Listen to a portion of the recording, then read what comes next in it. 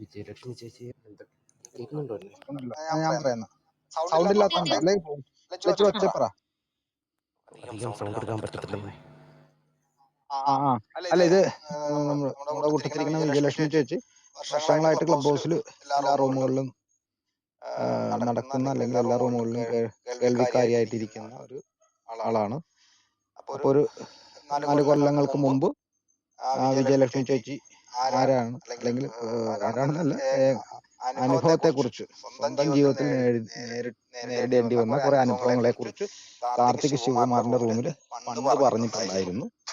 പക്ഷെ ഇപ്പൊ നമ്മളത് വീണ്ടും പറയാനുള്ള കാര്യം അന്നിരുന്ന ആൾക്കാരൊന്നും ഇപ്പൊ ഇരിപ്പില്ല. അതുകൊണ്ട് വീണ്ടും അതിനെക്കുറിച്ചൊരു കുറച്ച് കാര്യങ്ങൾ സ്വന്തം ജീവിതത്തിൽ നേരിട്ടിരിക്കുന്ന വിഷയങ്ങളെ കുറിച്ചാണ് ചേച്ചി സംസാരിക്കുന്നത്. ചേച്ചി ഈ വേദിയിലേക്ക് സ്വാഗതം ചെയ്യുന്നു. എല്ലാവർക്കും നമസ്തേ. ഞാൻ ഇപ്പൊ പറയാൻ പോകുന്നത് 4 കൊല്ലം മുൻപ് ഞാൻ പറഞ്ഞിട്ടുണ്ടായിരുന്നു. കാർത്തിക് ശിവകുമാറിന്റെ റൂമിലായിരുന്നു ഞാൻ പറഞ്ഞിരുന്നത്. അത് ഇന്ന് എല്ലാവരും പുതിയ ആളുകളാണ്, പഴയ ആൾക്കാരെല്ലാം വളരെ ചുരുക്കമുള്ളൂ ഇവിടെ. അപ്പൊ എന്നോടത് റാണിയും ശ്രീയും അത് അനുഭവ സാക്ഷ്യം പറയണമെന്ന് പറഞ്ഞു. അപ്പൊ എനിക്ക് അങ്ങനെ സ്പീക്കർ ഫോറത്തിൽ വരാനോ സംസാരിക്കാൻ താല്പര്യമില്ല. എന്റെ പ്രവർത്തന രംഗം ചാറ്റാണ്. എനിക്ക് അതാണ് എഴുതുന്നതാണ് ഇഷ്ടം പ്രസംഗിക്കുന്നതിനെക്കാട്ടിലും. പക്ഷെ ഇത് അത്യാവശ്യമാണ്. ഇന്ന് സമൂഹത്തില് ഹിന്ദു സമൂഹം നേരിടുന്ന ഒരു വലിയ തിന്മയാണ് മതം മാറ്റം. എത്രയോ കുടുംബങ്ങൾ നശിക്കുന്നുള്ളതിന് എന്റെ സ്വന്തം കുടുംബത്തിൽ സംഭവിച്ച ഒരു ദുരന്തമാണ് ഞാൻ പറയാൻ പോണത്. ഇത് 25-30 കൊല്ലത്തിന്റെ ഉള്ളില് മുമ്പേ നടന്ന സംഭവമായത് കാരണം അന്ന് പറഞ്ഞത്ര ക്ലിയാരിറ്റി ഇപ്പൊ എനിക്ക് ഉണ്ടായിരുന്നില്ല. എന്നാലും ഞാൻ പറയാം. എന്റെ അധികം ആമുഖമൊന്നും പറയാതെ ഞാൻ പറയാണ്. എന്റെ ജ്യേഷ്ഠൻ ദുബായിൽ ജോലിക്ക് പോയി. ഭാര്യയും 3 കുട്ടികളുള്ള ഉണ്ടായിരുന്നു. ഞാൻ കല്യാണം കഴിഞ്ഞ് ബോംബെയിലായി. എന്റെ അച്ഛൻ റിട്ടയർ ആയിട്ട് പട്ടാമ്പിയാണ് ഞങ്ങളുടെ നാട്. പട്ടാമ്പിയിൽ അച്ഛൻ വീടൊക്കെ വെച്ച് അങ്ങോട്ട് താമസം മാറ്റി. ആങ്ങള എറണാകുളത്ത് നിന്ന് അവരവിടെ വാടകയ്ക്ക് ഭാര്യയും കുട്ടികളൊക്കെ ആയിട്ട് താമസിക്കുകയാണ്. ഞാൻ കല്യാണം കഴിഞ്ഞ് ബോംബെയിലും. അപ്പൊ എന്റെ ജീവിതവും ഇവിടെ കഴിയണം. അങ്ങനെ ഇരിക്കുമ്പോ ചേട്ടന് ജോലിയൊന്നും അത്ര ശരിയായിരുന്നില്ല. പക്ഷെ ദുബായിൽ ഒരു ചാൻസ് കിട്ടി. റെഫ്രിജറേഷൻ ആൻഡ് എയർ കണ്ടീഷൻ പഠിച്ചിരുന്നു. അതുകൊണ്ട് അവിടെ പോയി. നല്ല ഭേദപ്പെട്ട ജോലിയായിരുന്നു. നല്ല ശമ്പളമൊക്കെ കിട്ടിയിരുന്നു. ഭാര്യയ്ക്കും കുട്ടികൾക്കൊക്കെ, ഭാര്യ അത്ര പഠിപ്പൊന്നും ഇല്ലാത്തൊരു സ്ത്രീയായിരുന്നു. തീരെ വിശ്വാസിയായിരുന്നില്ല. എന്റെ ഭർത്താവ്, എന്റെ ആങ്ങളെയും എന്റെ നാത്തൂനും ഏത്തിസ്റ്റുകളും കമ്മ്യൂണിസ്റ്റുകളും ആയിരുന്നു. ഞാനും അന്നൊരു ഏത്തിസ്റ്റും ഒരു കമ്മ്യൂണിസ്റ്റ് ചായ്വുള്ള ഒരു ഇതായിരുന്നു. അന്ന് വിശ്വാസിയോ അല്ലെങ്കിൽ ഇതിനെല്ലാം എതിർത്തിരുന്ന ഒരു കമ്മ്യൂണിസ്റ്റുകാരത്തിയായിരുന്നു ഞാനും അന്ന്. അപ്പോ ഗൾഫിൽ ജോലി കിട്ടി പോയി. എല്ലാ കൊല്ലവും മാസം നാത്തൂനും കുട്ടികൾക്കും പൈസയൊക്കെ അയച്ചു കൊടുക്കുമായിരുന്നു. അവർ കോളേജിലും സ്കൂളിലും ഒക്കെ ആയിട്ട് മൂത്ത 2 പെൺകുട്ടികൾ പഠിക്കണം. ചെറിയ കുട്ടി 4ലോ 5ലോ മറ്റോ പഠിക്കണം. അങ്ങനെ ഇരിക്കുമ്പോഴാണ് ഒരു പ്രാവശ്യം ഞാൻ നാട്ടിൽ വന്നപ്പോൾ അറിഞ്ഞു ഇങ്ങനെ ജ്യേഷ്ഠൻ അവിടെ പെന്തക്കോസ്തിലേക്ക് മാറി എന്നുള്ളത് മനസ്സിലാക്കിയത്. എനിക്ക് നാത്തൂന് ഇങ്ങനെ കരഞ്ഞിങ്ങനെ പറഞ്ഞു എന്നോട്, ഇങ്ങനെ വിജയം എങ്ങനെ ഉണ്ടായി, വിജയത്തിന്റെ ഏട്ടൻ ഇങ്ങനെ മതം മാറി പെന്തക്കോസ്തിലേക്ക് പോയി, ഞങ്ങളെ നിർബന്ധിക്കണു മതം മാറാൻ, എന്ത് ചെയ്യണം എന്ന് വെച്ചിട്ട് കരഞ്ഞു. അപ്പൊ ഞാൻ പറഞ്ഞു അച്ഛനോട് സംസാരിക്കൂ എന്ന് പറഞ്ഞു. എന്റെ അച്ഛനാണെങ്കിൽ പെൻഷൻ പറ്റിയിട്ടിരിക്കുക. അപ്പൊ അച്ഛൻ പറഞ്ഞു, നീ മാറൊന്നും വേണ്ട, എന്നെയും കുട്ടികളെയും ഞാൻ നോക്കാം, എനിക്ക് കിട്ടുന്നതുകൊണ്ട് ഞാൻ നിനക്ക് തരാം. അപ്പൊ ചേട്ടൻ പറഞ്ഞത് എന്താന്ന് വെച്ച് കഴിഞ്ഞാല്, മതം മാറിയില്ല വെച്ചാല് ചെലവിന് പൈസ അയച്ചു തരില്ല. അതായത് കുട്ടികളുടെ പഠിത്തത്തിന്റെ ഒന്നും വാടകയ്ക്കുള്ള പൈസ ഒന്നും അയച്ചു കൊടുക്കില്ല എന്ന് ചേട്ടൻ പറഞ്ഞു. പക്ഷെ അച്ഛൻ അതെല്ലാം ഒരുവിധം അഡ്ജസ്റ്റ് ചെയ്ത് കൊടുത്തു. എനിക്ക് സഹായിക്കാൻ പറ്റാവുന്ന ഒരു പരിസ്ഥിതിയിലായിരുന്നു. അതായത് കുട്ടികളുടെ പഠിത്തത്തിന്റെ ഒന്നും വാടകയ്ക്കുള്ള പൈസ ഒന്നും അയച്ചു കൊടുക്കില്ല എന്ന് ചേട്ടൻ പറഞ്ഞു. പക്ഷെ അച്ഛൻ അതെല്ലാം ഒരുവിധം അഡ്ജസ്റ്റ് ചെയ്ത് കൊടുത്തു. എനിക്ക് സഹായിക്കാൻ പറ്റാവുന്ന ഒരു പരിസ്ഥിതിയിലായിരുന്നില്ല ഞാനും എന്റെ കുട്ടികളും ഒക്കെ ആയിട്ട്. ഇവിടെ ബോംബെയിൽ സ്ട്രഗ്ലിംഗ് ആയിരുന്നു. ഞങ്ങളും ഇവിടെ വാടകയ്ക്കൊക്കെ താമസിച്ചെന്ന് വല്ലാത്ത ബുദ്ധിമുട്ടിലായിരുന്നു ഞങ്ങളും. അത് കാരണം എനിക്കിന്ന് വളരെ വിഷമം തോന്നുന്നു. അന്ന് എനിക്ക് സഹായിക്കാൻ സാധിച്ചില്ല. എന്നെ കൊണ്ട് പറ്റുന്ന ഒരു പരിതസ്ഥിതി ആയിരുന്നില്ല അന്ന്. കുട്ടികളെല്ലാം സ്കൂളിൽ പഠിക്കുന്നു, അവരുടെ എല്ലാം നോക്കണം. അപ്പൊ നാത്തൂനും വലിയ ബുദ്ധിമുട്ടിലായി. നാത്തൂന് അസുഖങ്ങളൊക്കെ ഓരോന്ന് വരാൻ തുടങ്ങി. ഹയർ ടെൻഷനും ഹൈപ്പർ ടെൻഷനും എന്റെ അച്ഛന്റെയും ആരോഗ്യത്തെ ബാധിക്കാൻ തുടങ്ങി. പിന്നെ നാത്തൂനാണെങ്കിൽ എന്റെ ആങ്ങളുടെ കല്യാണം ഒരു ലവ് മാരേജ് ആയിരുന്നു. അതായത് ലത്തീൻ കാത്തലിക് ആയിരുന്നു എന്റെ നാത്തൂൻ. പക്ഷെ മതം വിട്ട ഒരു സ്ത്രീ ആയിരുന്നു എന്റെ നാത്തൂൻ. എന്റെ ചേട്ടനാണെങ്കിൽ ഒരു ഏത്തിസ്റ്റും കമ്മ്യൂണിസ്റ്റുകാരനും ഒക്കെ ആയിരുന്നു. നാത്തൂനും ഒരു കമ്മ്യൂണിസ്റ്റുകാരത്തിയായിരുന്നു, മതവും വിട്ടതായിരുന്നു, പള്ളിയിലൊന്നും പോയില്ലായിരുന്നു. അങ്ങനെ അവര് രജിസ്റ്റർ മാരേജ് ആയിരുന്നു അവരുടെ. എന്നാലും എന്റെ അച്ഛനും അമ്മയും വീട്ടിലേക്ക് സ്വീകരിച്ചു ആങ്ങളെയും നാത്തൂനെയും കൂടി. അങ്ങനെയാണ് അവരുടെ വിവാഹ ജീവിതം തുടങ്ങുന്നത്. അങ്ങനെ അവർക്ക് 3 കുട്ടികളുണ്ടായി. പിന്നീട് ഞാൻ പറഞ്ഞ കാര്യങ്ങളെല്ലാം ഓർമ്മിക്കുമല്ലോ എല്ലാവരും. അത് കഴിഞ്ഞ് ദുബായിൽ നിന്ന് മതം മാറി വന്ന എല്ലാ പ്രാവശ്യം വരുമ്പോഴും നാത്തൂനെയും കുട്ടികളെയും ഇങ്ങനെ ഇട്ടിട്ട് ഭയങ്കരമായിട്ട് നിർബന്ധിക്കും. അപ്പൊ അച്ഛൻ അതിന്റെ ഇടയിൽ കയറും. അങ്ങനെ അവസാനം നാത്തൂന് പൈസ അയക്കലൊക്കെ നിർത്തി ഈ ആങ്ങള. അതായത് മതം മാറിയാൽ മാത്രമേ ചെലവിന് പൈസ അയച്ചു തരുള്ളൂ എന്നുള്ളത് വരെ എത്തി ആങ്ങളയ്ക്ക്. അങ്ങനെ ആങ്ങള പൈസ അയച്ചു കൊടുക്കൽ നിന്നപ്പം നാത്തൂന്റെയും കുട്ടികളുടെയും കാര്യം വലിയ കഷ്ടത്തിലായി. അച്ഛന് അന്ന് അച്ഛന്റെ ചെലവും അമ്മയുടെ ചെലവും കഴിഞ്ഞ് ബാക്കിയുള്ള പൈസ അച്ഛൻ കൊടുക്കുമായിരുന്നു പാവം നാത്തൂനും കുട്ടികൾക്കും. അങ്ങനെ ഇരിക്കെ അച്ഛനും ടെൻഷൻ കൂടി വരാൻ തുടങ്ങി. നാത്തൂനും ടെൻഷൻ വരാൻ തുടങ്ങി. നാത്തൂന് തൈറോയിഡിന്റെ അസുഖം വന്നു, diabetes, high blood pressure, cholesterol ഒക്കെ. അത്ര പ്രായമൊന്നും ഉണ്ടായിരുന്നില്ല നാത്തൂന്, ഇത്രയും അസുഖം വരേണ്ട പ്രായമൊന്നും ആയിരുന്നില്ല, നല്ല ഹെൽത്തി ആയിരുന്നു. പക്ഷെ വല്ലാത്ത ടെൻഷൻ കൊണ്ട് വരാൻ തുടങ്ങി. പിന്നെ അച്ഛനാണെങ്കിൽ ഒരു സ്ട്രോക്ക് വന്നു, ഹാർട്ടിന്റെ മാസീവ് കാർഡിയാക് അറസ്റ്റിന്റെ അടുത്ത് വരെ എത്തി അച്ഛന്. അങ്ങനെ ഇരിക്കുമ്പോ അച്ഛന് ഒരു പ്രാവശ്യം മേജർ സ്ട്രോക്ക് വന്നിട്ട് ഞാൻ കാണാനൊക്കെ പോയി. അപ്പോ അങ്ങനെ അച്ഛൻ കാര്യങ്ങളൊക്കെ പറഞ്ഞു, ഇതാണ് എന്റെ ആങ്ങളുടെയും കാര്യം, എന്താ ചെയ്യാന്നറിയില്ല എന്നൊക്കെ പറഞ്ഞു. അങ്ങനെ അച്ഛൻ അവസാനം അച്ഛന് സ്ട്രോക്ക്, ശരിക്കും ഒരു സ്ട്രോക്ക് വന്ന് അച്ഛൻ കോമയിലേക്ക് പോവുകയാണ് ചെയ്തത്. ഹൈപ്പർ ടെൻഷനും ഹൈ ബ്ലഡ് പ്രഷറും കൂടി അച്ഛന് സെറിബ്രൽ ഹെമറേജ് വന്നു. 5 ദിവസം കോമയിൽ കിടന്നു അച്ഛൻ. അച്ഛൻ മരിച്ചതോടുകൂടി നാത്തൂനും കുട്ടികൾക്കും ചെലവിന് കൊടുക്കാനുള്ള ചെലവിന്റെ പൈസയൊന്നും കിട്ടാത്ത ഒരവസ്ഥ വന്നു.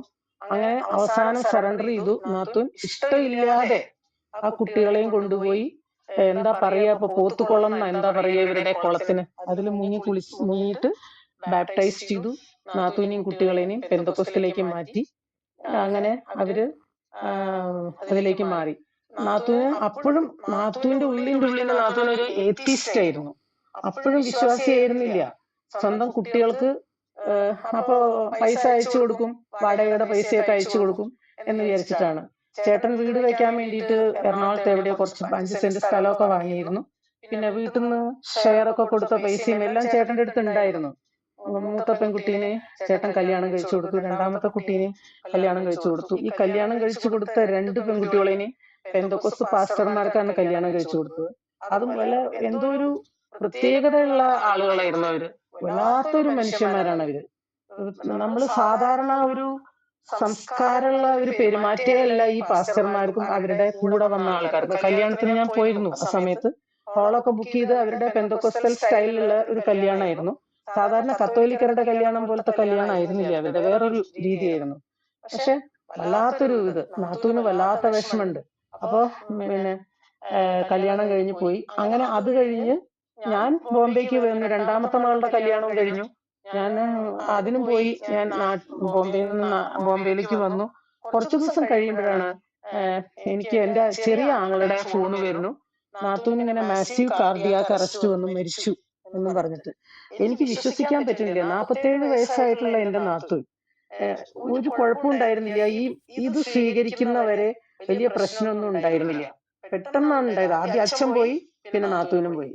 ഇത് വല്ലാത്തൊരു കഷ്ടമായി പോയി. ആ കുട്ടികളുടെ 2 പെൺകുട്ടികളുടെ കല്യാണം കഴിഞ്ഞ ഒരു മകൻ എഞ്ചിനീയറിംഗിന് പഠിക്കുന്നു, ചെറിയ മകൻ. അങ്ങനെ ആങ്ങള അപ്പൊ തന്നെ ഞാൻ ഫ്ലൈറ്റിൽ ടിക്കറ്റ് എടുത്തിട്ട് ഞാൻ അപ്പൊ തന്നെ നാട്ടിലേക്ക് ചെന്നു.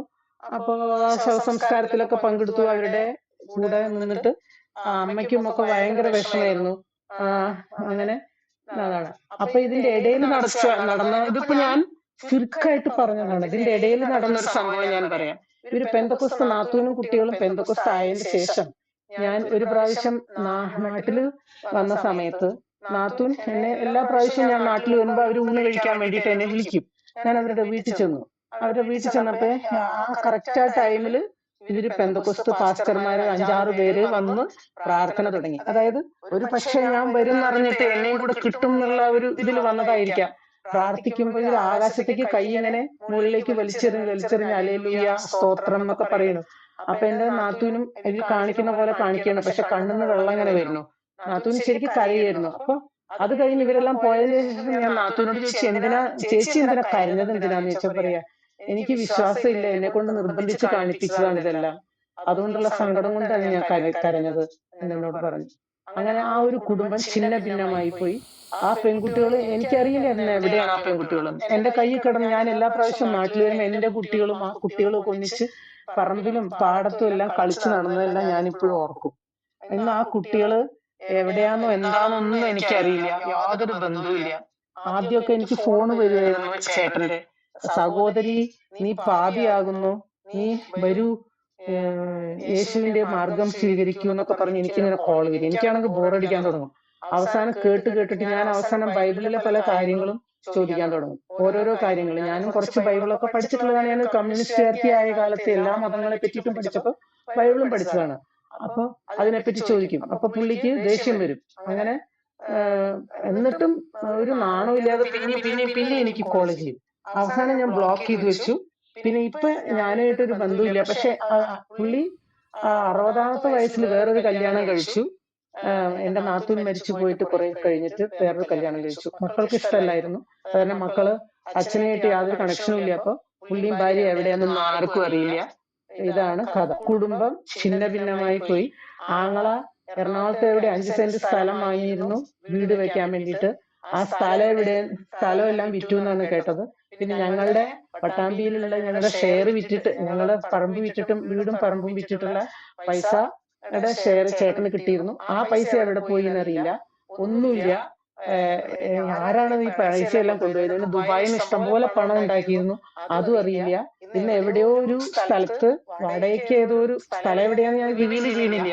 അയാളും അയാളുടെ പുതിയ ഭാര്യയും കൂടി താമസിക്കണു. മർദ്ദ പട്ടിണിയിലാണെന്നാണ് കേട്ടത്. പക്ഷെ ഞാൻ ഉപേക്ഷിച്ചു കഴിഞ്ഞു. ഞാൻ ആ ബന്ധം തന്നെ ഉപേക്ഷിച്ചു കഴിഞ്ഞു. ഇപ്പൊ എനിക്ക് യാതൊരു താല്പര്യമില്ല. അത് പുള്ളി എങ്ങനെ ജീവിക്കുന്നതെന്ന് അറിയാൻ പോലും എനിക്ക് താല്പര്യമില്ല. കാരണം ഒരു മനുഷ്യൻ എന്നുള്ള നില വിട്ടിട്ടുള്ള പെരുമാറ്റമാണ്. മൃഗമല്ല മനുഷ്യൻ. മൃഗങ്ങൾക്ക് പോലും ഒരു സംസ്കാരം ഉണ്ടല്ലോ. അപ്പം അതും ഇല്ലാത്ത ഒരു പ്രത്യേകതരം വർഗമാണ് ഇവര്. ഇതാണ് ബൈബിളിലെ ഒരു വാക്യാണ് എനിക്ക് ഓർമ്മ വരുന്നത്. കാറ്റ് വിതച്ച് കൊടുങ്കാറ്റ് കൊയ്യുക എന്ന് പറയുന്നത് ഇത് തന്നെയാണോ? ഇതാണ് എന്റെ സംശയം. പിന്നെ അച്ഛനെയും മകനെയും തമ്മിൽ ഞാൻ തെറ്റിക്കും, അമ്മേനെയും മകളേനെയും ഞാൻ തമ്മിൽ തെറ്റിക്കും, അമ്മായിയമ്മേനെയും മരുമകളെയും തെറ്റിക്കും. ഇത് എന്ത് ദൈവമാണെന്ന് ഞാൻ ആലോചിക്കുന്നത്. ഓരോ കുടുംബത്തിലും ഇങ്ങനെ നാശം വിതറുക. അങ്ങനെ ഒരുപാട് കുടുംബങ്ങളുണ്ട്. എന്നെ കൊണ്ട് സാധിക്കുന്ന മാതിരി ഞാൻ ആ കുടുംബങ്ങളെയൊക്കെ രക്ഷിച്ചിട്ടുണ്ട്. 3-4 കുടുംബങ്ങളെ ഞാൻ രക്ഷിച്ചിട്ടുണ്ട്, എന്റെ ചുറ്റുവട്ടത്തുള്ള കുടുംബങ്ങളെ.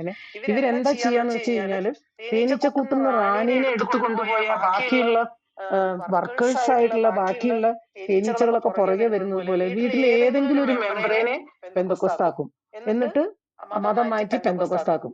അപ്പൊ അവരുടെ പിന്നാലെ ആ വീട്ടിലുള്ളവരെല്ലാം ഈ ആളെ ചെന്നിട്ട് മതം മാറ്റും. പിന്നെ ആ വീട്ടിൽ കലഹാണ്. അങ്ങനെ ഇഷ്ടംപോലെ 3-4 കേസസ് എന്റെ നേരെ മുമ്പിൽ നടന്നാണ്. അവരെ ഞാൻ രക്ഷിച്ചിട്ടുണ്ട്. നിങ്ങൾ വിശ്വസിക്കണ്ട, നിങ്ങൾ ഈശ്വരനിൽ വിശ്വസിക്കണ്ട, നിങ്ങൾ മതത്തിൽ വിശ്വസിക്കണ്ട, നിങ്ങൾ മനുഷ്യനായിട്ട് ജീവിക്കൂ. മിനിമം അതെങ്കിലും ചെയ്യും. നിങ്ങൾ ഹിന്ദു ആവണമെന്നില്ല. ഞാൻ പറയുന്നില്ല നിങ്ങൾ ഹിന്ദു ആവണമെന്നോ, നിങ്ങൾ അമ്പലത്തിൽ പോകണമെന്നോ, നിങ്ങൾ അന്ധവിശ്വാസിയാവണമെന്നൊന്നും ഞാൻ പറയുന്നില്ല. നിങ്ങൾ ജീവിക്കുക. നിങ്ങൾ മനുഷ്യന്മാരെ പോലെ കുടുംബത്തിലെ ഭാര്യയും മക്കളും ഒക്കെ ആയിട്ട് സന്തോഷിച്ച് ജീവിക്കൂ. ഇത് ഈ ഒരു കൂട്ടരുടെ ചിരി, സന്തോഷം, തമാശ പറയൽ ഒന്നുമില്ല. ഒരു സിനിമ കാണൽ, ഒരു TV വെക്കൽ, എൻജോയ്മെന്റ്, എന്റർടൈൻമെന്റ്, ഇതൊന്നും ഇല്ലാത്ത ഒരു പ്രത്യേക, എന്താണ് പറയാന്ന് എനിക്കറിയില്ല. എന്താ ഇവര് മനുഷ്യന്മാരും അല്ല മൃഗങ്ങളും അല്ലാത്ത ഒരു പ്രത്യേക ജനുസുകളാണ്. ഇത്രയുള്ളൂ എനിക്ക് പറയാൻ ഇത്രയൊക്കെ എനിക്ക് അറിയുള്ളൂ. അതുകൊണ്ട് ഞാൻ പറഞ്ഞു കഴിഞ്ഞു. പറയാൻ ഇനി ബാക്കിയുണ്ട്. പക്ഷെ ഇപ്പൊ ഇത്രയേ ഉള്ളൂ. എല്ലാവരോടും ഒരിക്കൽ പോലും കേട്ടതിന് താങ്ക്സ്. നമസ്തേ.